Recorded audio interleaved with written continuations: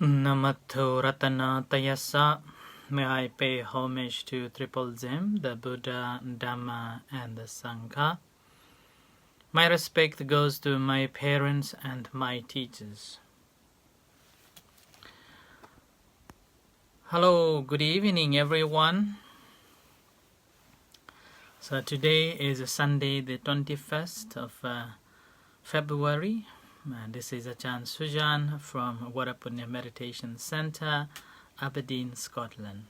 As usual, I'm here with you tonight. Particularly tonight, or today, is Sunday, the February. Hello, Margaret. Good evening. Hello, Anna. Hello, Manish. Anish, namaste. Hello, Tun and Sandra. And everyone. So I hope that you're all having a wonderful weekend. For me, I've been busy since morning. So we had a morning 6 o'clock meditation, and then a 7 o'clock chanting and meditation. And I was teaching since 9 o'clock on Zoom, 9 to 11, and I'm supposed to teach another children's class for half an hour, but due to some technical problem, I stopped it. And today, for the first time, we had a traditional food offering ceremony at the center. For a whole year, we didn't have it. So today, all the members who came to the center, so 2-3 people came, and we had a traditional offering lunch ceremony. So that is a chanting and offering lunch. It was nice after a year of having it, so it's wonderful. It's really feeling like, okay, I am back to the normal a normal situation. And then immediately after the lunch, I was attending this talk given by one of my teachers in Thailand. And 2 to 5:30 was attending teachings and meetings, and had a little break, and now here I am. So it's a really busy day. So anyway, so this is the Sunday. For the householders, Sunday is a day off. It's like according to the Christian values. The God was working for a whole 6 days, and on the day 7, he rested. He didn't do anything. And this is, again, it's not just the Christians, but also in Judaism. Jews, some of the Jews, those who are very orthodox, they do not do anything on the Sunday. Even just turning on the cookers, like that. But anyway, so, and I think that is the problem in Israel as well. So, anyway, this is Judaism. So, but for the monks, weekends are the busiest day of the week. Right, so today again, I'm going to read the discourse from the Samyutta Nikaya on the Satipatthana Samyutta. So we are concentrating on the suttas dedicated to the Satipatthana. So today I will be reading the sutta number 26. Sutta number 26, and this sutta begins in this way. Good evening, Emma. Good evening, Vidya, Lakshmi. So the sutta, the discourse is they call the Padesha, or the partly. Padesha or partly. And this is, the sutta begins in this way. On one occasion, the Venerable Sariputta and the Venerable Moggallana and the Venerable Anuruddha were dwelling at Sakyata in the thorn bush grove. Then in the evening, the Venerable Sariputta and the Venerable Moggallana emerged from seclusion, approached the Venerable Anuruddha and exchanged greetings with him. When they had concluded their greetings and cordial talk, they sat down to one side, and the Venerable Sariputta said to the Venerable Anuruddha, Friend Anuruddha, it is said, a trainee, in which way, or what way, friend, is one a trainee? Now this sutta, this discourse, is talking about the 3 different venerable monks. And those venerable monks are well known and well respected during the time of the Buddha. So the first one is Venerable Sariputta, who was the... I think any one of you can reply me, who was the Sariputta? Right-hand side of the Buddha or the left-hand side of the Buddha? And who is the Moggallana? Is he the right-hand side or a left-hand side?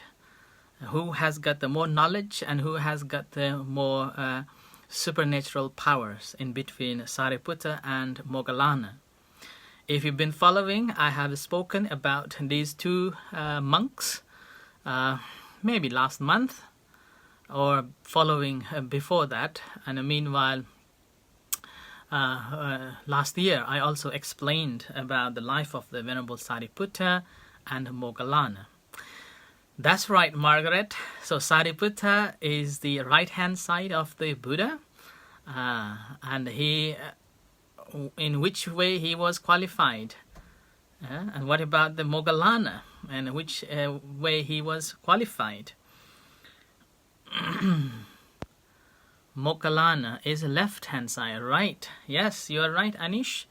So Sariputta was the right-hand side of the Buddha, and the Moggallana was the left-hand side of the Buddha. Now both had special qualities equal to the Buddha. Yeah. So which quality Sariputta had, and which quality left is Moggallana, right? Yes, Tune Sandra. What quality that the Sariputta had so that he was equal to the Buddha, and what quality that Moggallana had so that he was equal to the Buddha? Okay, I leave you while I am going on. So I will tell you the story of Anuruddha. Arahat, yes, but not just the Arahat. There is a special quality. Margaret, thank you. So, but there is a special quality that equals to the Buddha. So, Anuruddha. So, Venerable Anuruddha was the disciples, and he was the son of, brother of king's father. So they were brothers. And it happened that after Buddha enlightened, he was invited by his father to visit the Kapilavastu. And it happened that the scripture says his father sent so many messengers, but none of them returned to bring the Buddha back to the Kapilavastu, his hometown.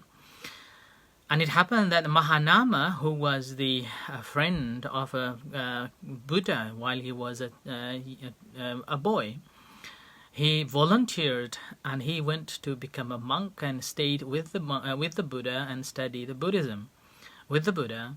And later on, when it was a spring, and now you can see we are having a springtime. Spring is coming. So during the springtime, this Mahanama just went into pay respect to the Buddha and introduced that the Kapilavastu is so beautiful during the springtime. Everywhere you will see the green and the birds are singing and everyone will be joyous. And similarly, the Kapilavastu, the people of Kapilavastu are dying to see you and welcoming you. And with this poetically explained by the Mahanama, Buddha accepted that invitation and visited the Kapilavastu. And when he visited the Kapilavastu, he preached his relatives, and then after that, there were 6 princes became monk or ordained into the Buddha's dispensation. And among them is Venerable Ananda, who became the attendants of the Buddha, and then a Venerable Devadatta, who was kind of always against with the Buddha, and also who influenced Ajatasattu, the king of the Magadha, I was talking about yesterday. So he was like a rival to the Buddha, and Anuruddha, Bhadiye, Mahanama, so they all became a monk at that time. And meanwhile, there was Upali, who was also the reciter and preserver of all the rules and regulations of the Buddha. So it happened that on that day, Anuruddha also became a monk. So that's how he also became a monk and followed the Buddha along the way. Now I'm still waiting. What is the qualities that the Buddha, the Sariputta and the Moggallana had, which was equal to the Buddha? So it happened that the Anuruddha, when he was told the teachings of how one should live a household life properly, which you need the truthfulness and quality of giving and sharing, and quality of patience and endurance, and that's how you will gain happiness in your life. But having heard that, yes, that's right, Anish, Sariputta was equal in a wisdom to the Buddha. So that's right. So that's why he is in the right-hand side. So then Anuruddha wanted to become a monk, and he went to ask permission from his parents. That's right, Anish. Moggallana is equal in a magic power or the supernatural powers to the Buddha. So, well done. And it happened that when Anuruddha went to ask permission from his parents thought that, oh, this is a very young boy and only one boy, and if he becomes a monk, then who will look after and who will take care of the assets? So indirectly, the parents said to him that if Bhadiya, one of the princes, becomes a monk, then you can become a monk. And the parents thought that Bhadiya was very handsome, powerful, and he won't become a monk.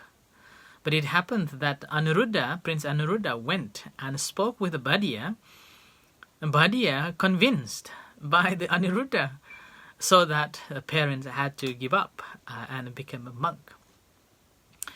And it does happen to many other new monks as well. Even for me, it was quite difficult. I think I have mentioned it with you a couple of months ago, or time to time, that how difficult when I became a monk. It wasn't easy to get the permission from the parents. So similar way, Bhadiya became a monk and he practiced diligently, and after he practiced, what happened was that he attained, it's called a Dibba Chakhu, so divine eyes. He had a divine eye who could see the 1,000 of eons of lifetime in the past and could see the thousands of eons of time in the future. And this thousands of eons of time, lifetime, he could see in the past and the future, not only in one world system. It says that he could see the 1,000 world system. And so in 1,000 world system, so it's called 1,000 world 1,000-fold world system. So he could see, like in a simple term, it's like he could see 1,000 years in the past and 1,000 years in the future in 1,000 world system. So it suggests that even not just the Buddha that who spoke about different world systems, and so many different world systems, but also his disciples, including Venerable Anuruddha. He explained in that way that there are many world systems, and just for Anuruddha, he could see the 1,000 world system, 1,000-fold world system, and imagine that how many world systems out there. So that nowadays there are new scientists are talking about the parallel world and many world systems. So when we look at the Buddha's scriptures, it's clearly mentioned that there are thousands of world systems. And it's up to one individual or who have developed divine eyes that can see those world systems. And this has happened to be Venerable Anuruddha, who could see that world system in 1,000 eons of lifetime, in the past and in the future. So that's quite a lot.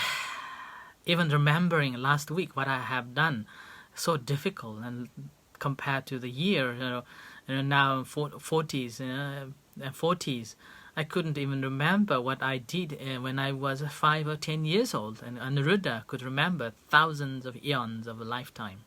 So amazing.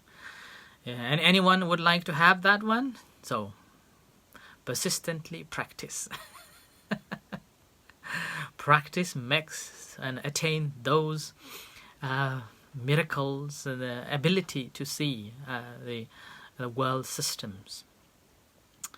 And it happened according to this sutta, it happened that Venerable Sariputta and Moggallana was, after a lunch, went to seclusion and living and practicing. And after that, about 4 o'clock, according to nowadays, they come out from that seclusion and went to speak with the Venerable Anuruddha. And Venerable Anuruddha, and they asked the Venerable Anuruddha that, it is said, a trainee, in what way, friend, is one a trainee? And in that case, Venerable Anuruddha answers saying that it is, friend, because one has partly developed the 4 establishment of mindfulness, that one is a trainee.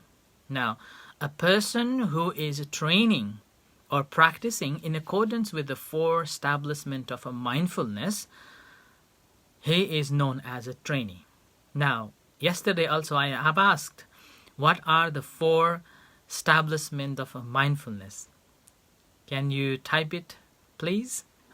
Anyone who remember? Can you type the 4 establishment of a mindfulness? And what for? Yeah, so I will wait from you to listen. Okay, that as a trainee, a person who practice in accordance with the 4 establishment of a mindfulness is known as a trainee. That's I'm not going to give you all 4 establishment of a mindfulness. I wait you to reply. Okay. I wait you to type it in a comment that what are those 4 establishment of mindfulness. And that is a person who is practicing in accordance with the 4 establishment of mindfulness is known as a trainee. And that is the end of this the discourse.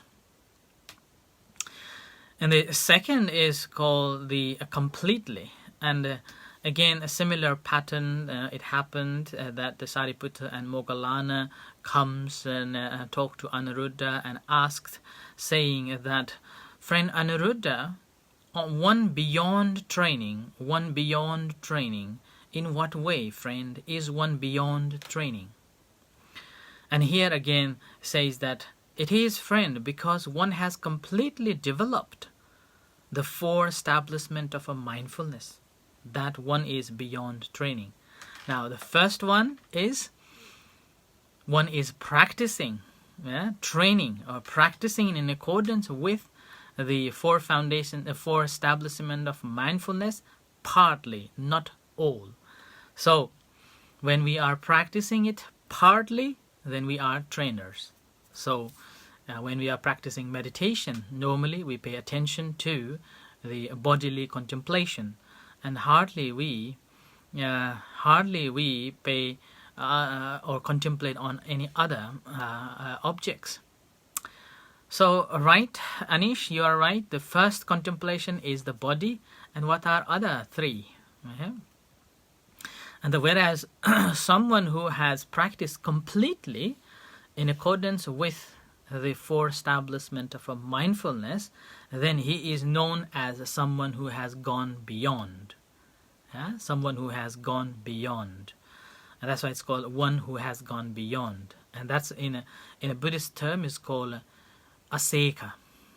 Aseka means one who has completely eradicated all the black thoughts, so-called greed, hatred, and delusion, and one who has attained the liberation, the arhat.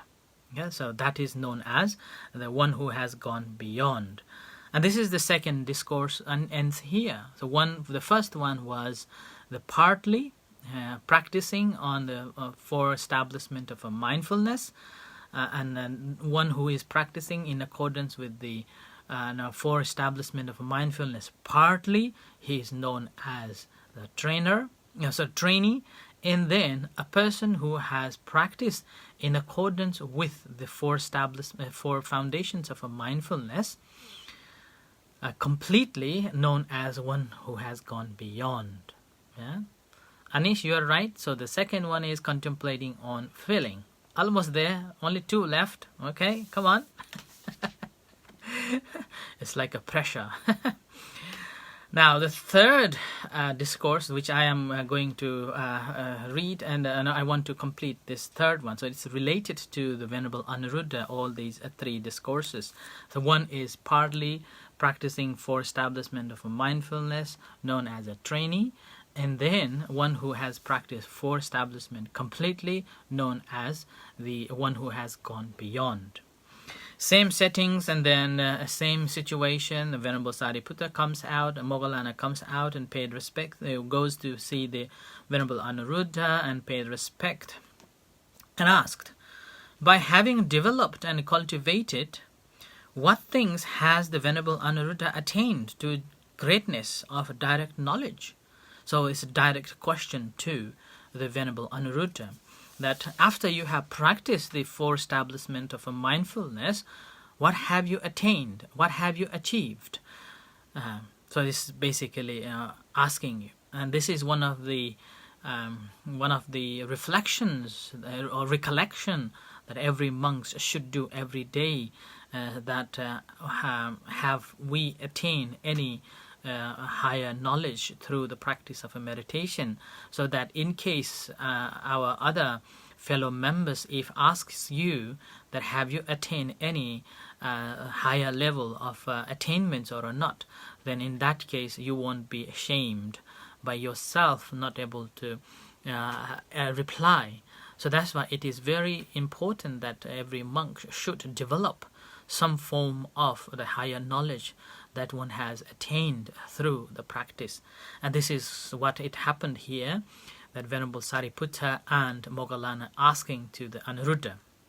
And in this case, Venerable Anuruddha said, it is, friend, because I have developed and cultivated the four establishment of a mindfulness that I have attained to greatness of direct knowledge. And here again, Anuruddha is simply replying that because he had practiced the four establishment of a mindfulness, which I'm waiting two more. The first one is a contemplation on the body, and the second is contemplation on feeling. And then I'm going to give a clue.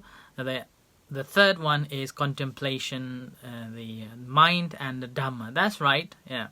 So when he had completely practice the four establishment of a mindfulness, he was able to eradicate his all desires, all the defilements, and overcome or gone beyond gone beyond from this worldly samsara, the samsara of birth and death and reborning again and again.